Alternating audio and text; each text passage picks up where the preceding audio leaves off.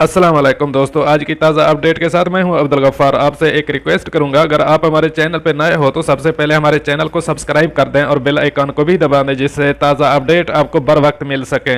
अगर वीडियो पसंद आए तो वीडियो को लाइक और शेयर भी कर दिया करें, जिससे हमारा हौसला बढ़ता है। अब चलते हैं ताज़ा अपडेट की तरफ। कुवैत में कोरोना वायरस के मरीजों की गिनती 2892 हो गई। अभी इस खबर की तफसील। कुवैत में मजीद 278 अफराद में कोरोना वायरस की तस्दीक हो गई है, जिनमें मुतअद्दिद पाकिस्तानी भी शामिल हैं। वजारत सेहत के मुताबिक नए मरीजों में कोरोना की तशखीस के बाद मुमलकत में इस मूजी वायरस से मुतासर अफराद की गिनती 2892 तक पहुंची है। वजारत सेहत डॉक्टर बासिल अल सबाह ने बताया कि कोरोना के ताज़ा तरीन मुतासरीन में भारतीय, बंगाली, कुवैती और पाकिस्तानी बाशिंदे भी शामिल हैं। 252 मरीज मकामी तौर पर कोरोना मुतासरीन से मेल जोल रखने के बायस मुतासर हुए, जबकि 13 अफराद बैरून मुल्क से वापसी पर कोरोना से मुतासर पाए गए। इसके अलावा बाकी के 13 मरीजों के बारे में अभी तक पता नहीं चल सका वो किस तरह इस वायरस का शिकार हुए हैं। इस वक्त कोरोना के दर्जनों मरीज ICU में हैं, जिनमें से कुछ की हालत तशवीशनाक है। अब चलते हैं हमारी दूसरी अपडेट की तरफ। सऊदी अरब में हालात बिगड़ने लगे, कोरोना से मजीद 1172 अफराद मुतासर।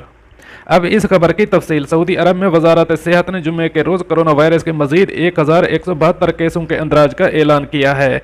इस तरह मुमलकत में इस वबाई मर से मुतासर होने वाले अफराद की मजमूई तादाद 15,102 हो गई है। गैर मुल्की खबर रसां इदारे के मुताबिक वजारत सेहत के तर्जमान मोहम्मद अब्दुल अली ने प्रेस कॉन्फ्रेंस में बताया कि मुतासरीन की मजमूई तादाद में 25% सऊदी शहरी और 75% गैर मुल्की मुकीमीन हैं। मुतासरीन में 93 मरीजों की हालत तशवीशनाक है। इनको इंतहाई निगहदाश्त के यूनिट में रखा गया है। इसके मुकाबले सऊदी अरब में कोरोना के मजीद 124 मरीज सेहत याब हुए हैं। इस तरह मुमलकत में अब तक इस वबाई मर्ज से सेहत याब होने वाले अफराद की मजमूई तादाद 2049 हो गई है। ऐलान में बताया गया है कि मुमलकत में कोरोना के सबब मजीद 6 अमवात वाक़ हुई हैं। इस तरह अब तक वबाई मर्ज से मुतासर होकर फौत होने वालों की तादाद 1127 तक पहुँच चुकी है। वजारत सेहत के तर्जमान ने समाजी फासले से मुताल्लिक हिदायत जारी रखने की ज़रूरत पर जोर दिया। इसी तरह उन्होंने हिदायत दी कि यौमिया ज़ाती जायज़ा हासिल करने के लिए मोएद एप्लीकेशन का इस्तेमाल किया जाए। चलते हैं हमारी आखिरी अपडेट की तरफ। आटा चीनी स्कैंडल इंक्वायरी कमीशन की ऑडिट रिपोर्ट ताख़ीर का शिकार हो गई।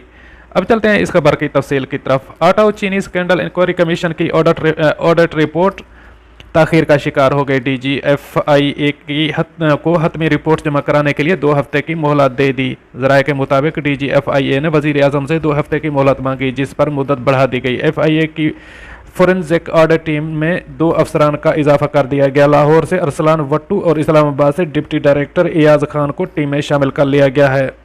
फोरेंसिक रिपोर्ट पेश करने की तारीख 25 अप्रैल मुकर्रर थी।